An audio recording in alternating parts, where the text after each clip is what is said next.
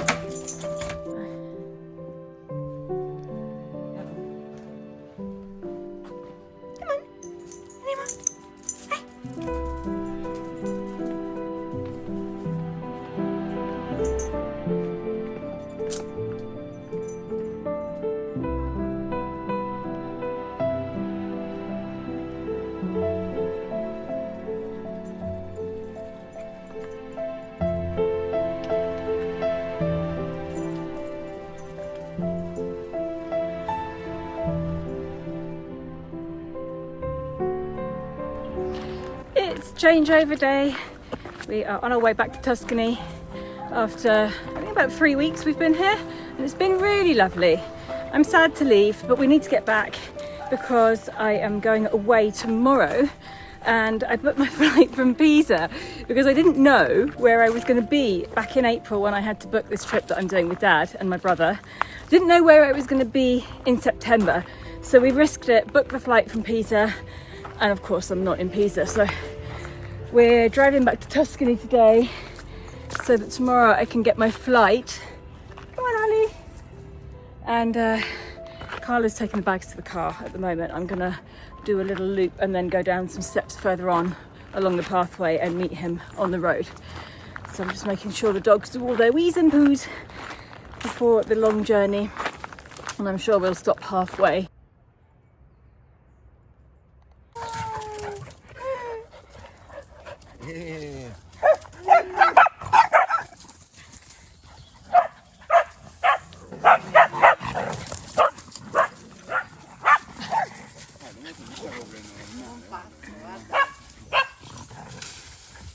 That's exactly what we needed. Indy just bumped into one of her sisters. She's basically seen half her family this morning because we stopped off at our neighbours where there's her mum and her brother and her sister. So she's seen them, said goodbye to them, and now she's just bumped into another sister. They've had a good old play running around, yapping at each other, which has sort of burnt off some energy, which is brilliant. Which is exactly what we needed before we leave. And I'm just gonna carry on and then go down, and hopefully Carlo will be waiting at the bottom of the steps. And there he is. I can see him. Come on, Oliver.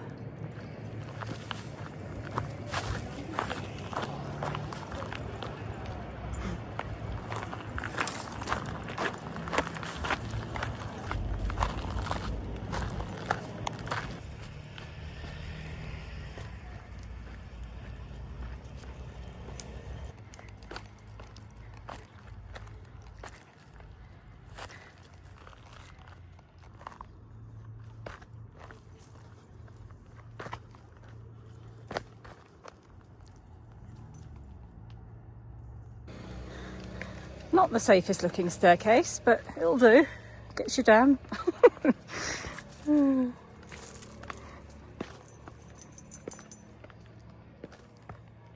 There's Indy gone. What are you doing there? What are you doing there?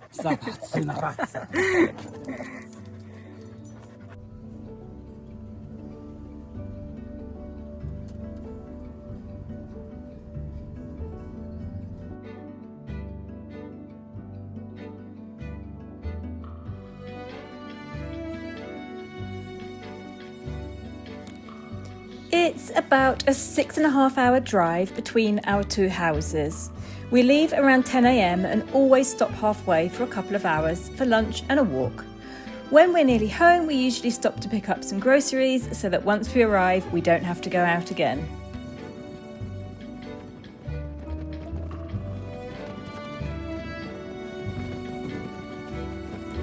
you happy, puppy? Are you so happy? Andiamo. Dai, corri, corri, corri. Corri, corri, corri.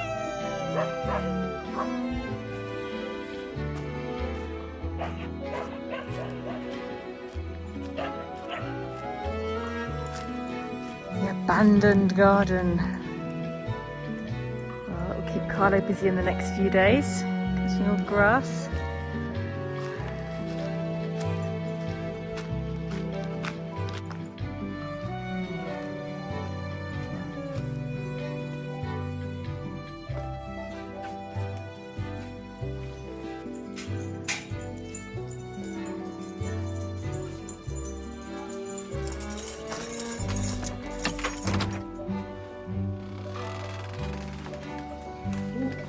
How is it?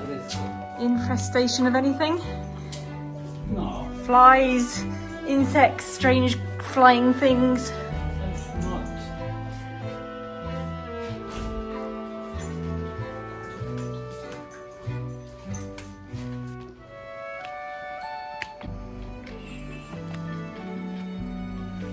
How is it? It's okay. The plant on the staircase has died inside. This is back in flower. It is a bit dirty, but it is empty. It's not empty. It's full, sorry. Oh, wrong.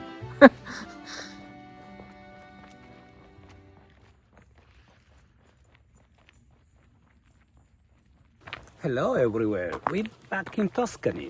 And the horseflies have gone. Sono andate via Tavani. Meno male, meno male. Yeah, it's a pleasure to be back without being tracked and followed and stung and bitten. So we're taking a nice country walk this morning. We got back last night just as the sun was setting, and I have now got to go back home, repack my bag and head off again this afternoon. So Dad wanted to go away. He wanted to go somewhere not too far, but not too near either. And Dad's pretty much been all over the world. So we had to find somewhere new for him. And my brother came up with the idea of going to the Azores, which is a group of islands, part of Portugal, in the middle of the Atlantic Ocean. So that's where I'm heading this afternoon for a few days. What are you going to do while I'm away? I think volevo venire anche io. Yeah, unfortunately Carlo's not coming. It's just me, my dad and my brother. And somebody had to stay with the doggies. But you've had 3 trips. You've been to Portugal, you've been to Czechoslovakia, and you've been to Athens. Right, it is your With turn Sky and now. Nicola. So yeah, it's my turn. I'm not going to feel guilty for going without you. No.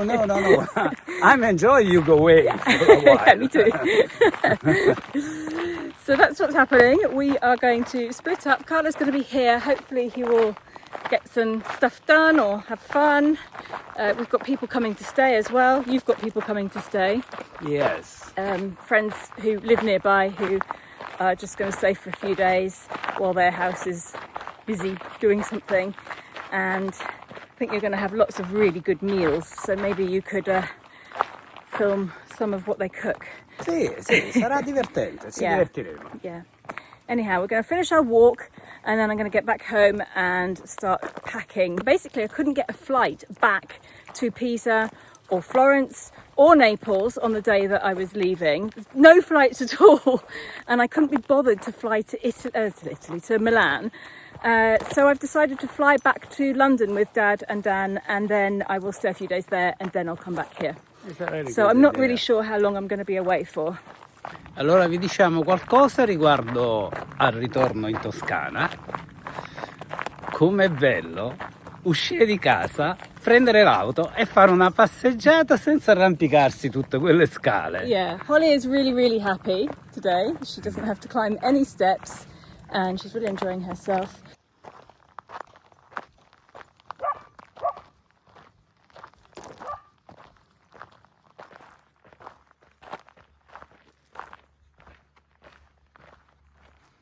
Lunch is ready. Oh, cosa ha preparato, amore? Well, I don't know if you like it very much, but I did the fregole. Fregola are Sardinian pasta. They're little, you can see, little round pasta. They're like giant couscous, really. They're little round pasta. They're normally served with seafood. So I've done these with, we haven't really done a big shop yet. So I've done them with salmon. I had a salmon steak in the freezer. So I've defrosted that. Red onion, peas, and I made like a sauce with yogurt, lemon juice. Italians are probably reeling in horror. Salt, pepper, and a little bit of garlic powder. So Yeah, especially with yogurt. yeah, well, it should be cream, but yogurt's healthier. Ok. Greek yogurt, not like strawberry flavoured yogurt or anything. Ok. Te lo dico dopo se mi sono piaciuti. È buono. You know that every time we've had pasta with a creamy sauce, I always use yogurt.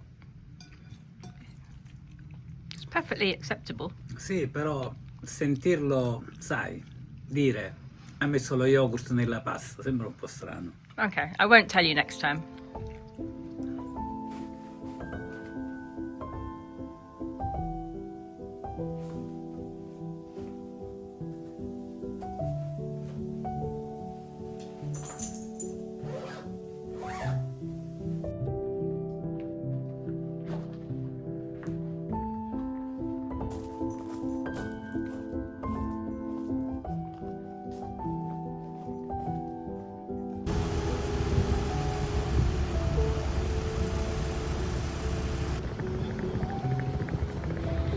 Here we go.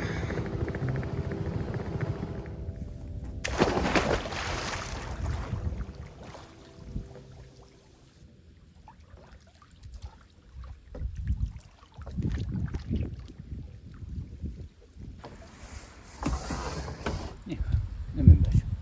Dammi un bacio qua. Kiss, kiss, kiss, kiss. Vieni, kiss. Vieni qua tu. Dammi un bacio. Dammi un bacio. Dammi un bacio.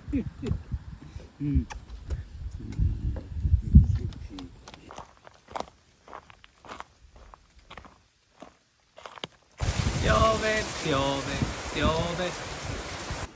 Stanza di Sky, guarda qui. E che palle! Okay, so I've arrived in the Azores by the hair of my teeth. It was so hit and miss. So I had two flights. I had a flight from Pisa to Porto in Portugal, and then from Porto to Ponta Delgada, where I am now, waiting for my brother to pick me up in the car park. And there was an hour and 20 minutes between each flight. And then that was the time that I had to get from one flight to another. But then the plane sat on the runway at Pisa for an hour. When we landed, they'd already been boarding the second flight for 15 minutes, and I didn't think I was going to get it. And as we were getting off the plane, I got a phone call from the Azores Airlines asking me where the hell I was. They were waiting for me. And I said, I've literally just landed from Pisa. I'm getting it as fast as I can. He said, oh, well, we're closing the gate. I don't think you'll make it. There's another flight at 10 p.m. This was at 6. So I just thought I'd give it a go anyway. And I ran. I had no idea where I was going. But I followed the signs to transfers. I ran. I had to take all my bracelets off and get through the controls and the checking and stuff. And somehow I made it. I don't know how, but I made it. He said to me, it's your lucky day. And it was. So I'm here. Otherwise I would be still sitting at the airport waiting for another flight, which I probably would have had to pay for as well. So I'm very, very lucky. And now I'm just hoping that my brother's going to actually come and pick me up. Okay, I've just got into my room. Nice big room. Lots of space. Do I have a bell? Right, I've just walked outside the hotel. It's about 8 in the morning. Couldn't see anything last night, so I've got no idea where I am, but I do know that my room is up there because I saw them cleaning earlier. Let's go and explore. There's supposed to be a big thermal lake somewhere, and I can hear water.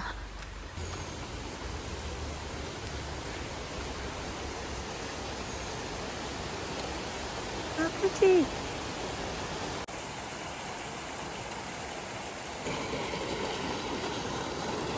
So I guess this is the thermal lake.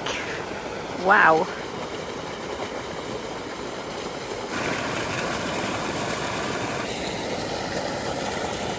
Oh yeah, that's bath hot. Lovely.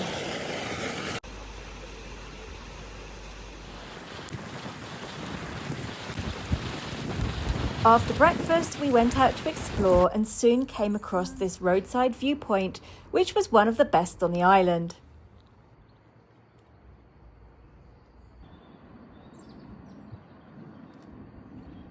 So, even though you haven't been here for 24 hours yet, what are your first impressions? The roads are fantastic.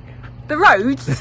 What about the rest of it? No potholes anywhere. Okay. Perfect surface. That's great. And the flowers and fauna on the side of the road, unbelievable. Hydrangeas everywhere.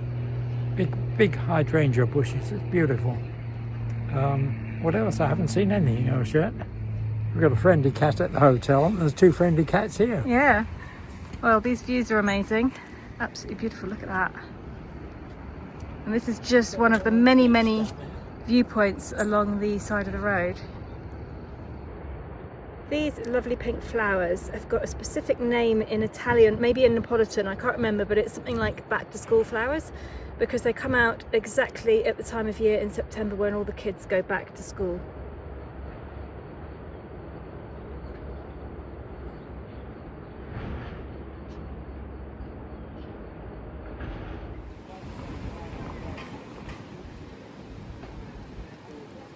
We also stopped for a walk around the town of Ribeiro Grande, such a pretty town overlooking the sea.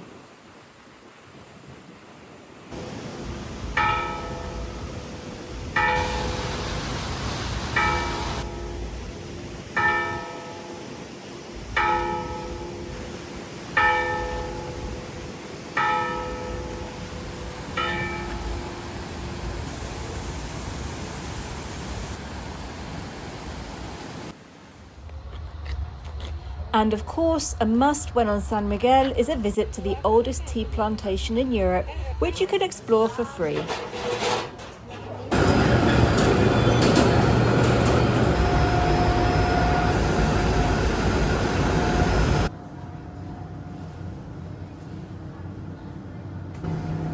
If you're making a cup of tea, put 1 tea bag in a cup of tea.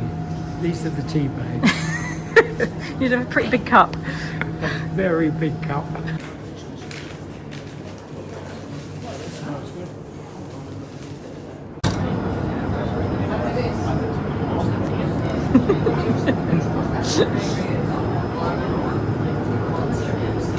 Drinking.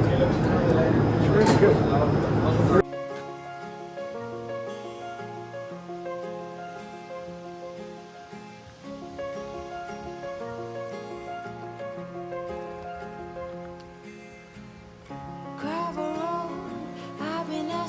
The plantation was beautiful. Gentle hills covered in squiggly rows of tea bushes, dotted here and there with the wild hydrangeas that grow all over these islands. The biggest exports from the Azores are dairy and beef, but they also export fruits like pineapple and bananas, tea, wine and canned fish.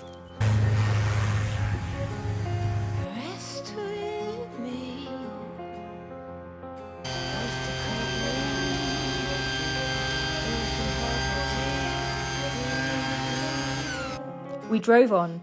Our next destination was the Lago di Fogo, a crater lake with stunning views. But the road was closed to hire cars, access was only permitted in tour buses, so we turned back and headed to the Caldera Vela hot springs, which was nearby. It's okay to slow the ride. Discover books I forget about. And who care for the world?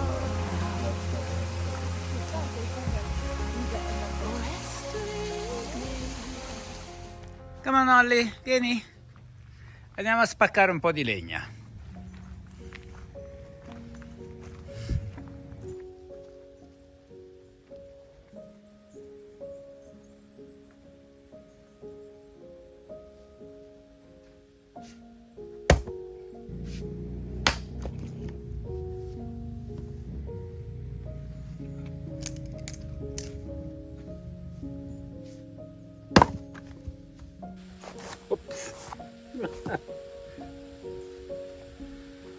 Hello everywhere. I want to talk with you about doing video. I want to talking about video with you.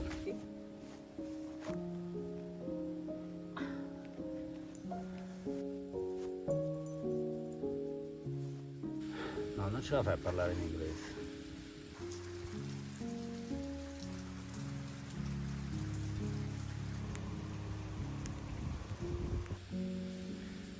Hello everywhere! Sono qui con voi oggi per parlare di come fare un video. Come si fa a fare un video? Bene, io non lo so, perché questo è un lavoro che fa maggiormente Nicki. Ci vuole un senso artistico per fare questo e io non ce l'ho. Io posso solo provare a parlare un po' con voi e spiegarvi anche un po', chiedervi scusa se un giorno Nicki non avrò voglia di fare i video, ma io non so proprio come si fa, non riesco proprio a pensare, con la mia testolina non riesco a pensare. E cosa faccio? Come lo faccio vedere? In che modo mi filmo? O quale scena voglio far vedere? Qual è la storia? Ecco, è facile parlare per me, ma è molto difficile filmarmi mentre faccio qualcosa. Per esempio, se voglio spaccare la legna potrei mettere il telefono lì e stare lì ore spaccando la legna, però poi non c'è interazione, sarebbe un video assolutamente noioso. Quindi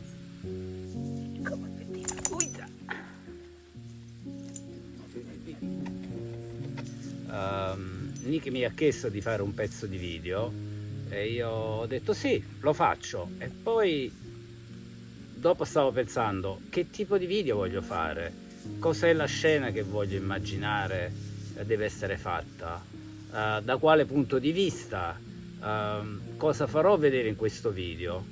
Bene, non mi è venuta nessuna idea, perché per me è veramente difficile. Bisogna avere una mente artistica per fare video e io non ce l'ho.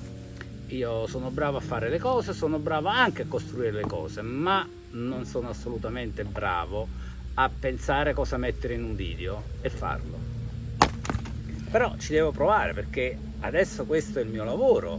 Mi piace farlo quando sono con Nicki, perché lei mi dice di fare questo piuttosto di fare quello, e io lo faccio volentieri perché mi piace anche farlo. Però se devo decidere io, questa è un'altra storia. Quando guardo il risultato di un video, un risultato di quello che facciamo, come Nicki lo mette insieme, come Nicki mette insieme il video e il risultato finale, io ogni volta mi emoziono, perché all'inizio non sembra molto senso quando facciamo delle scene, però il risultato finale ce l'ha. E Nicki è molto brava a fare questo. Non è un complimento verso lei, piuttosto è come sono stupido io che penso che sia facile, mentre in realtà non lo è. Adesso l'ho capito, adesso è chiaro per me che fare video è qualcosa di molto complicato, qualcosa che da solo non posso riuscire a fare. Posso riuscire tutto più a fare questo, mettere un telefono di fronte a me, iniziare a parlare senza nemmeno capire che cosa sto dicendo. Però intanto lo devo fare, perché è giusto così, devo contribuire all'andamento della famiglia, e questo è contribuire, cercando di dare una mano al meglio delle mie possibilità.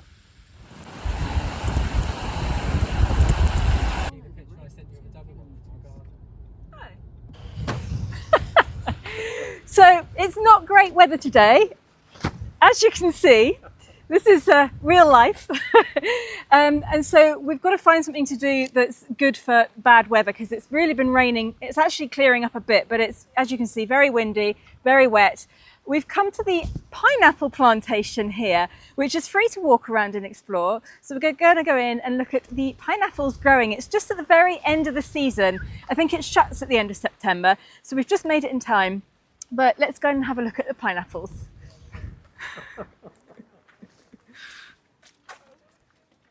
It's all the way up there.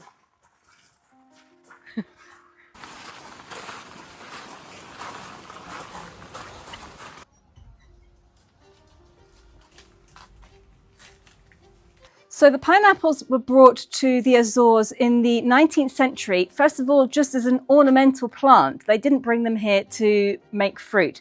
These greenhouses were built by a man, Mr. Arrudo, let's call him, and he built these greenhouses and they started cultivating the pineapples. And it actually takes almost 2 years for a pineapple to grow and be ready to be eaten. So it goes through about 6 different stages, including getting the baby plants off a plant that has already fruited. So they have produced little baby plants and those are planted in the ground. And after those have grown for a while, there is what they call a smoking stage, which they discovered by accident, and they literally fill the whole greenhouse with smoke, and it causes all of the plants to flower at the same time. And obviously from that flower, the fruit arrives.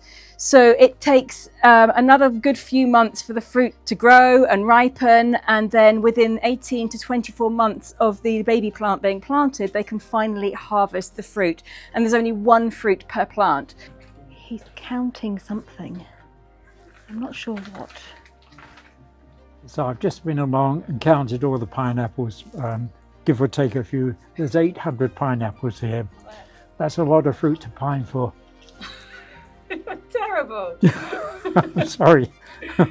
So Dad counted about 800 plants per greenhouse. Now we need to count how many greenhouses there are here to see how many fruits they produce each year. So each greenhouse seems to have a different stage of pineapple, from the ones that are just being planted that we just saw, to the baby tiny ones, and then the medium-sized ones, and then the ones that are much bigger and ready to be picked. This is Mrs. Pine. Mrs. Pine. Yeah, married Mr. Apple, 2 kids, Pine and Apple. What was their surname then? Now this bougainvillea is stunning. Why don't mine grow like that? And now all that's left to do is explore the pineapple plantation gift shop. Exciting. I bet my brother's in here. There he is.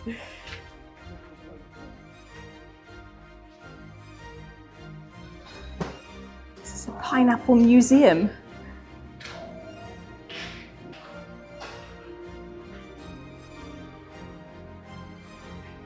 Yeah, Wow. they don't even actually, the pineapple doesn't even come up till the 13th, between the 8th and 13th month. Well, he's calculated that there's 800 pineapples in each greenhouse. Yeah, but there's more greenhouses than this if you watch this. It goes on for Yeah, I ages saw on the you can't map. get to There's it. loads. 24-month final stage, so yeah, 2 years. 2 years of pineapple.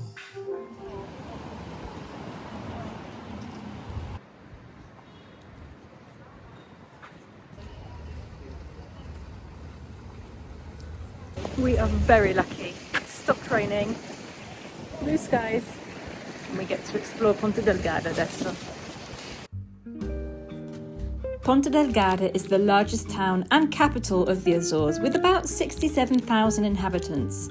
We had a stroll through the centre, stopped for a quick lunch, and then headed over to the port to see the boats.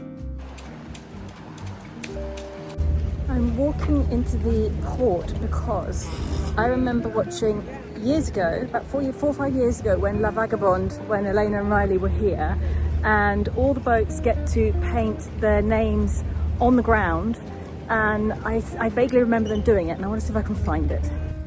So here we go, here's the port, and here there's a few here already.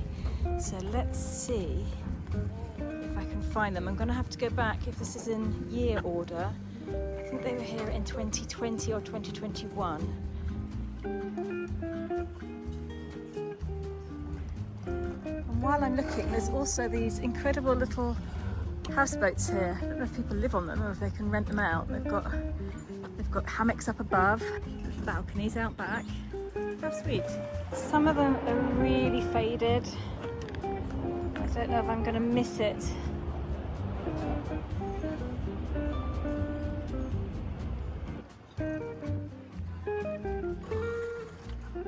I've just asked some of the staff for the whale watching tours, and apparently they do this on all of the islands, or at least some of the other islands as well, so they might have done it somewhere else, because I remember vaguely that it was on a wall, not flat on the floor. It was all over there, but it wasn't there. So I tried, but I didn't find it. Oh well, it's been a nice walk.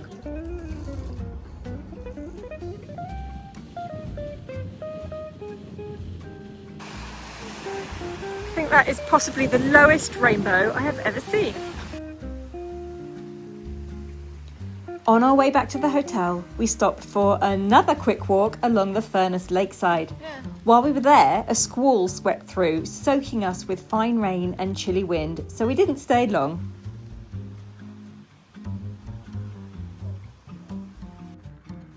Join Harry and me on Wednesday over on Aperitivo 50, our midweek channel, for a day in Furness exploring the Terra Nostra Park gardens and the bubbling hot springs in the village.